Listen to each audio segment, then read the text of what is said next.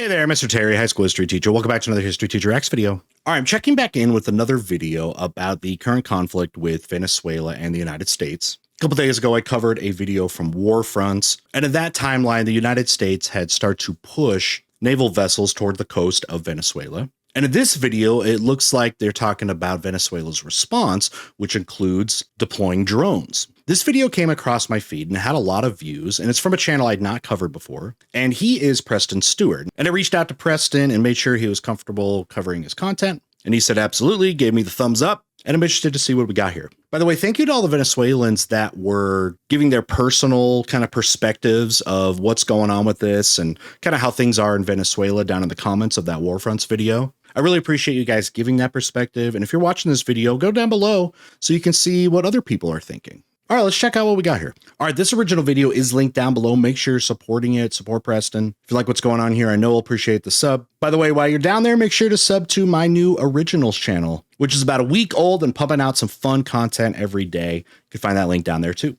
All right, what do we got here? And again, I don't know his style. Don't really know his perspective. So we'll see. Earlier today, Venezuela announced the deployment of drones, soldiers, and a number of naval vessels to counter what they believe is a coming U.S. military operation with a goal of regime change. It's to be expected. So let's get into what we know. Starting out, this video was shared by the Venezuelan defense minister, and according to some reporting in CBS News in an article titled, "Venezuela deploys warships, drones after U.S. sends guided missile destroyers to the region." Okay. So yeah, U.S. is sending stuff, and it looks like Venezuela, they launching some stuff. Looks like you got people ready to go. There's drone activity. We'll see what happens. It's going to be just kind of a showdown. Again, these are when you look at history, the like posturing phases, of conflicts. And by the way, if you want more like history of the United States and Venezuela, I definitely talked a lot more about it in that War Fronts video. Don't imagine I'll go into that much detail in this one, but I will make sure to link that as well. Quote, in a video on social media, Venezuela Defense Minister announced a significant drone deployment as well as naval patrols along its Caribbean coast, including larger vessels further north in our territorial waters. What you'll notice here in the map, you can see that he's circling and kind of giving some information here. This is the entrance to Lake Maracaibo, which is a very important economic oil producing region here. Major source of kind of Venezuelan economics and power here.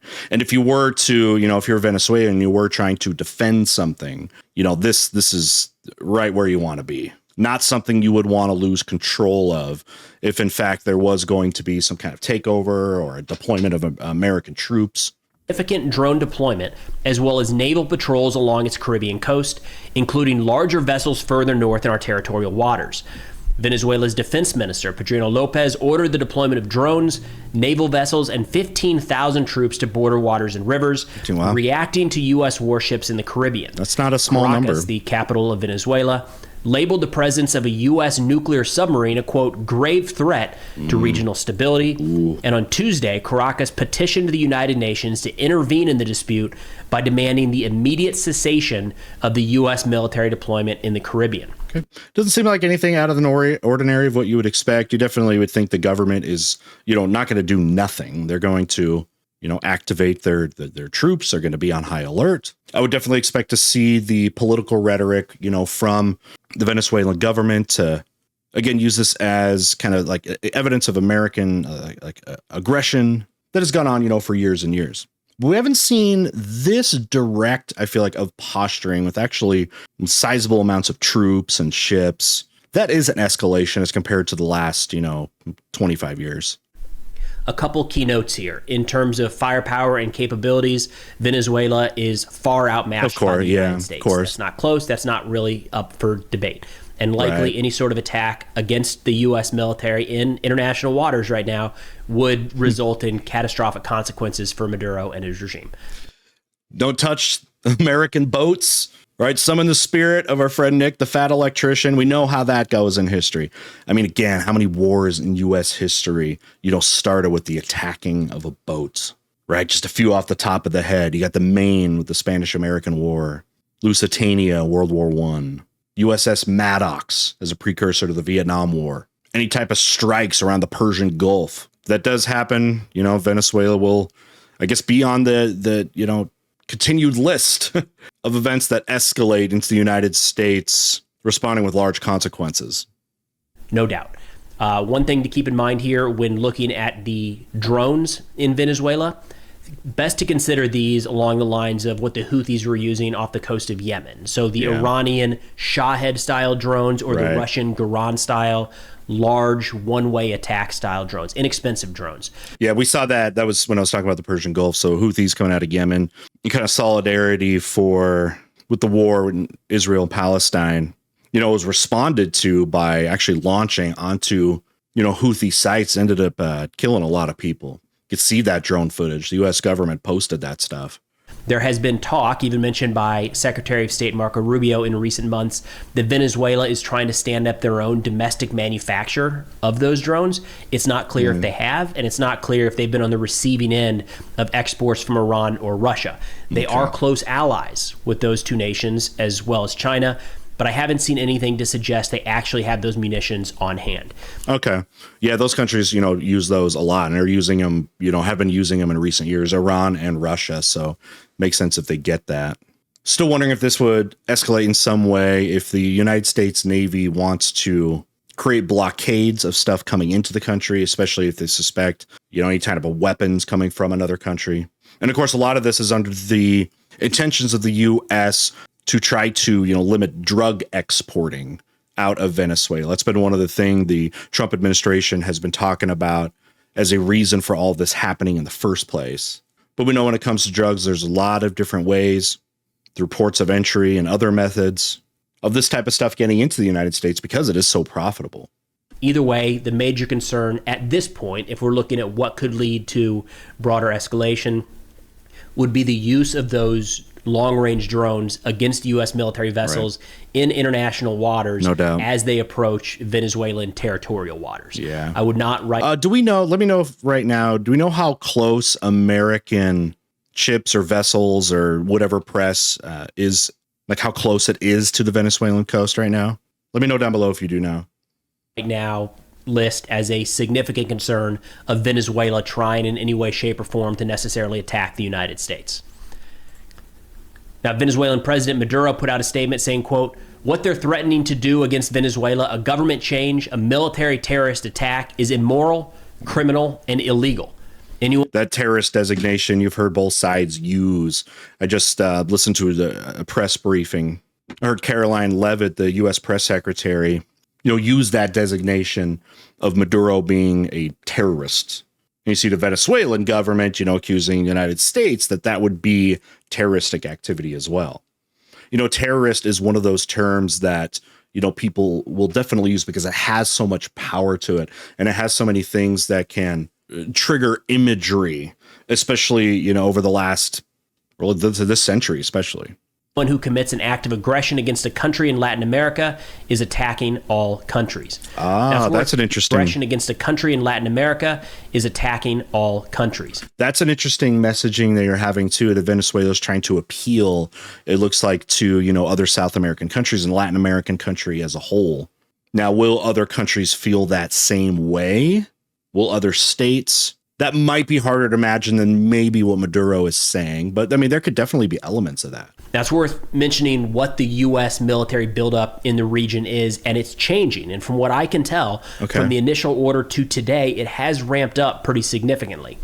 Quoting Eric Schmidt in the New York Times a couple days ago, what is he said, it? Quote, "U.S. officials said up to 3 guided missile destroyers would soon arrive in the region. The naval warships will target boats operated by drug cartels transporting fentanyl to the United States. They have not yet said how they will do so." Yeah, I had this question when I first heard about this, is what is the the goal? Is there going to be some kind of interception? Are they going to intercept these boats and do, checks? It's almost giving me the vibes of, how the United States was, even after agreeing not to do this, was, sending weapons to Britain in World War I. And in cases, they ended up hiding a lot of this stuff in actual passenger ships, because ships that were clearly looking to, transport arms and were armed that way were, intercepted by Germany because, this had gone on, was a major part of the U.S. indirectly intervening in World War I before the war ended. But then you had an event like with the Lusitania, which again, the Germans had suspected that boats like that and had at least some good idea that the Lusitania may have been one of those smuggling, weapons in. And of course, when that ship sunk, it infuriated Americans as it was a passenger ship. But then later on, we also found out that ship did actually have munitions that were being smuggled into Germany. So I don't know if that could become some like political thing where, let's say, a ship is attacked, and the Venezuelan government can say that there was no drugs or any kind of illegal stuff being shipped out there. And whether it did or it didn't, it can definitely be used as a political piece to show the aggression of the United States. So the stated U.S. mission here is really twofold. Primarily, it is clamping down on, in terms of the military presence, it's clamping down on the drug trade. It is intercepting cartel shipments or fentanyl shipments being sent to the north. We're going to need to get a cartel expert or drug trafficking expert in here to find out how much of that could actually be interdicted by the U.S. Navy. I was about to ask that. If anyone knows, I know, about the data about how most, drugs like a fentanyl come across through like legal ports of entry. But how many of them directly come from boats, like directly like Venezuela to the U.S.? Are they laundered through other types of shipments? We know that transporting stuff through like Central America basically doesn't exist. Well, I shouldn't say that. It's just that actually going through what's that territory that's called between Colombia and like Panama, where you can't really cross through at all, like by land. That's what I'm talking about. How much can actually be done purely by land from Venezuela, into the U.S. or by land to another country that then gets on ships to others. I don't know the data on that. If you guys know, that'd be interesting to know. Navy no doubt has that capability. It's not their primary mission set, but they are capable of accomplishing that sort of task. Secondary is what we've seen in recent weeks is that the U.S. labeled Maduro the head of a cartel and increased the reward to $50 million for any information leading to his arrest. So we can't separate that entirely from the arrival of U.S. military vessels off the coast of Venezuela. Having a bounty like this, it would definitely give off the impression that, okay, we're talking $50 million. Like, you think somebody on the inside, Venezuela would want that kind of money, right? You might have been thinking that, but it also made me think of like with Osama bin Laden. Osama bin Laden was on FBI lists even before 9/11. And then of course it got bigger. I remember kind of thinking, between the 9/11 attacks and then finally when, he was killed, there was a good decade there with, again, millions of dollars. And I had kind of thought that would be the way that the U.S. kind of gets that. And they were tipped off about, location a little bit. But I thought that would happen like way sooner. That would, really be the reason they could bring in someone like Osama bin Laden. But he was somebody that was actively hiding, again, for over a decade. Maduro is still a very public figure, interacts with a lot of people. He's not moving from cave to cave or safe house to safe house like bin Laden did for a decade. But what do you think? Is this something that you could see actually coming to fruition, that somebody could end up, extracting him, extraditing him, to the United States? If that happened also, what would the international community think? Let me know down below too. But continuing on with the deployment of U.S. assets in the region, looking at Ian Ellis here, citing USNI. We've got the guided missile destroyer USS Lake Erie. We've got the Iwo Jima Amphibious Ready Group is underway en route to Southcom. That's the USS Iwo Jima, the USS Fort Lauderdale, and the USS San Antonio. Included in that is the 22nd Marine Expeditionary Unit with 2,200 Marines. We've got the USS Gravely. These are guided missile destroyers. The USS Jason Dunham. And then the USS Minneapolis St. Paul, which is a littoral combat ship. And then the USS Sampson, another guided missile destroyer, is still south of Panama. U.S. Navy so it sounds big. like the fast attack submarine remains unidentified, but several have been active off the coast in August, off the east coast of the United States in August. And then we've got reconnaissance aircraft overhead. Are the fast attack ones, are those the same as the nuclear subs? Those, by the way, are all over the place. If, God forbid, at some point in history, somewhere around the world, nuclear weapons were used, likely would come from nuclear subs. They can go anywhere. They can get real close. That is a sizable deployment, no matter how you look at it. Again, the stated mission set from the United States is counter drug, stopping the trafficking of fentanyl north, but that's a lot of firepower to arrive off of someone's coast. So that pass I was talking about, if we're talking about like, okay, would they do land shipments or something like that? I know there is some smuggling that happens. I forget exactly where that one pass is. It has a name where you have like all of these roads, right? Like you have these roads that go from the United States through Mexico, through Central America. They kind of get into Panama. Then, of course, some coming from South America. And I forget exactly where that pass is, where like there aren't all those roads. It's, you know, it's jungled, and I guess it's pretty kind of crazy area, but there is, I think, some smuggling, and, you know, people trying to, you know, flee certain places and kind of going through there, which is very dangerous. I forget where exactly and what the name of that was. Remind me down below too. Now, the middle ground here is the idea that this is really just trying to pressure the Maduro regime, maybe pressure some folks inside the government to stand up and topple Maduro, or maybe pressuring Maduro to take different actions day in and day out. And that's the stance taken by Phil Gunson of the International Crisis Group, who told AFP earlier today, quote, "I think what we're seeing represents an attempt to create anxiety in government circles and force Maduro to negotiate something.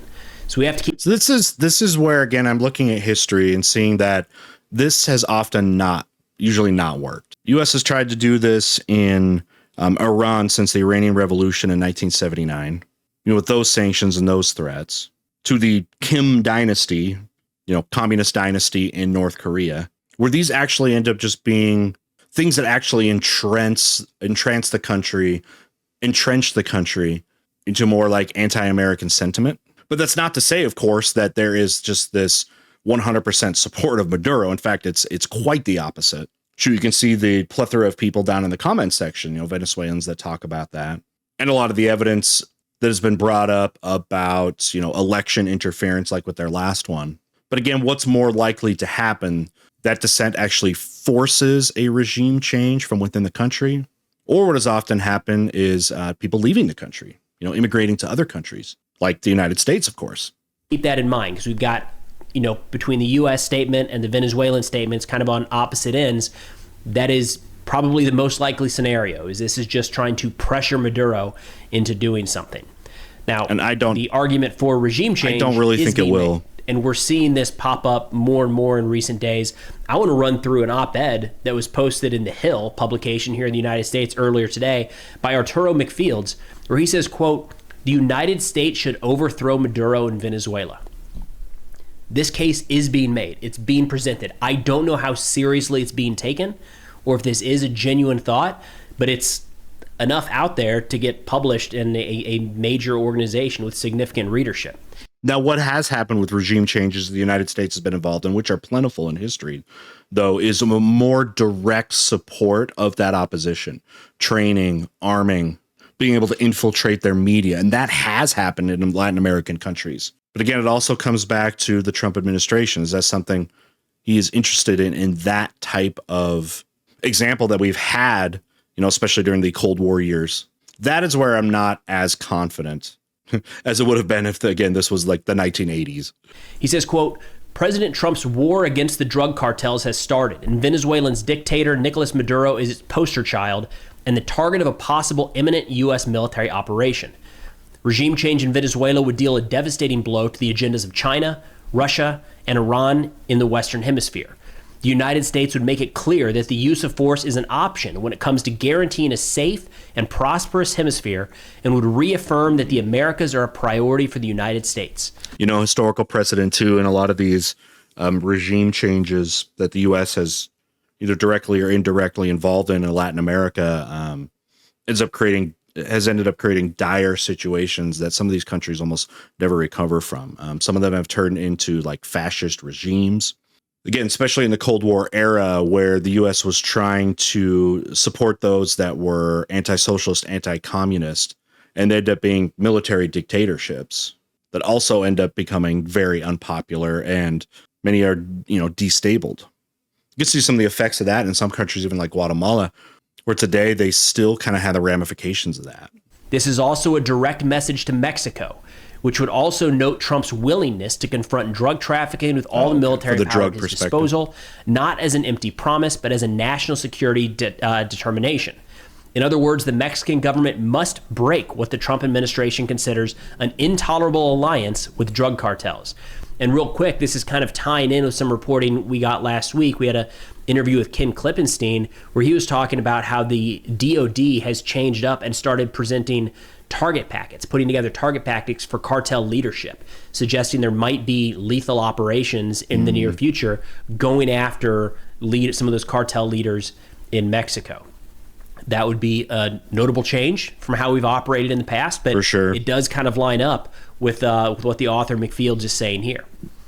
And again, what especially the Trump administration has done has been very clear about not giving like lines that they won't cross, like everything's on the table. Nothing is off the table, whether it's an invasion of Greenland or the Panama Canal. It's like, never leaving anything off the table. Regime change would economically benefit Venezuela and the United States, while China and Iran's control over the world's largest oil reserves would be weakened. Increased oil production in Venezuela under a democratic government would lower gas prices in the United States and stuff improve looks the great on quality of life paper, of right? Venezuelans, therefore reducing migration. And this last part makes me very nervous because this is the kind of thing that's very easy to say. And if we ever plan off of this, I think it's where we get ourselves in trouble. I agree, Preston. He says the United States is interested in setting a precedent, not a protracted and costly war, a precise surgical action that encourages a significant change without boots on the ground. The narco dictator of Venezuela is already cornered and concerned, and the United States is determined and devoted to fight the drug cartels. And this is an opinion article he's reading from. Requires an unprecedented response. No doubt Maduro is a bad dude, and there's a lot of people in Venezuela that would like to see him go. There's no question about that at all. Anytime we look at a military operation and say, here's the deal, here's how we're going to do it. Quick, painless, no boots on the ground, mission accomplished, we get what we want, it's wins all around. It's just too good to be true. There's just so few times that really works out at all. I agree with Preston here. Again, what I try to do with these current events is just bring up precedent. So as you look at these things, these current events as they happen, that making sure that the historical perspective and context is brought up, because it is such valuable information to know and to predict how these things end up turning out. And whether the historical context of mine that I give may be lacking or even have elements that maybe are, not even true, just based off of what I know, hopefully it at least gets anyone watching this to at least get you thinking about, learning about the historical context to make sure they have the most valid opinion possible. Again, whether I'm right or wrong, hopefully at least gets you thinking about it. And of course, looking into it more on your own. I hope you're all doing that. And if too good to be true, there's just so few times that really works out at all. Right. And if there's some part of our thinking, some part of our strategic planning that it could go like that, even if we're saying, it's a 25% chance that everything just goes perfectly and we don't have to risk anyone and it's flawless, I think that really sets us up for failure long term. All right, so Well, again, one thing we do now, I talked about this in the last of the War Fronts video, is so much of what opinion changes when American lives are in the way, when American troops are on the ground. That's when people really, really will speak up. And there's such a sizable part of, Trump supporters and kind of the MAGA Republicans, I guess, as we've come to call them. They do not want to see American boots on the ground, basically anywhere in conflicts. And that's probably a reality that, in the United States, the Republican Party, and to a lesser extent, I think the Democratic Party, has to consider, as that's become such an important part of that voter base. Things I'm going to be keeping an eye on here in the next couple of days: U.S. news media coverage of all of this, and then the status of the Venezuelan military. So when looking at U.S. media coverage, it's like not there at all, which is crazy right now when you really think about it. Maybe shows how chaotic our news cycle is, but we've got a sizable... For real. We've got other things going on. We got Taylor Swift getting married to Travis Kelce. This week, we've had this thing where, Trump is not making a lot of public appearances, which is so abnormal for him because he loves the TV camera. And if you all heard like the is he actually dead? Rumors going around. But I think today, which is Saturday the 30th, I think he was spotted golfing. So maybe he just was, a little sick this week or something like that. More Epstein stuff, was coming out in this last 48 hours as well. And as we know, Israel-Gaza is still, major headlines. U.S. military deployment heading south, and the country that they are heading to or nearby is deploying their military assets in preparation of what they think could be offensive strikes. That's pretty wild to be happening in Venezuela. And it's just not getting coverage hardly at all. So if we see an increase in U.S. media coverage or more politicians openly and willingly kind of bringing this up, maybe leading their news segments with this, it could be an indication that something is getting ready to happen. Conversely, looking at Venezuela, let's see what happens with their military. We've seen an increase in their posture, and they're kind of preparing, they say, for the arrival of the U.S. military. Look, each one of these is kind of a step closer and closer to the possibility of a hot war, a shooting war. I don't think we're that close right now, but the movement of U.S. military assets south moves us a little bit closer. The movement of Venezuelan military resources to the border and the deployment of drones moves us a little bit closer. So what's next? Do they maintain that posture? Do they push out further into their territorial waters? That's the kind of stuff that's going to be worth keeping an eye on here in the short term. Yeah. But that's all we got for now. Thanks for watching, and I'll see y'all next time. Final thoughts. All right, so this is the first time that I have seen kind of Preston's channel and kind of his coverage. He definitely has given me like Chris Cappy kind of vibes, somebody that's a friend of the channel. We've actually had on live and covered some of his stuff. Overall, I mean, his analysis, he was taking some of the articles. He took the footage and what the Venezuelan military was saying. He was looking at some of the opinionated articles that have indeed come out that have said things like the U.S. should directly, I guess, try to encourage, or I guess even take a lead role in a removal of the Maduro regime there. And one thing I did like is that he, although not giving specifics, did at least kind of mention that there is kind of context for these kind of situations and how they have often failed. So I do appreciate that there is, again, without specifics, alluding to that idea, because again, I think that is so important, and why I've been covering, I think, more current events than I have, in the past. I talk about it a lot as, of course, as a teacher, when, as a teacher, you try to establish kind of credibility if you're a history teacher to your students about, why does history matter? And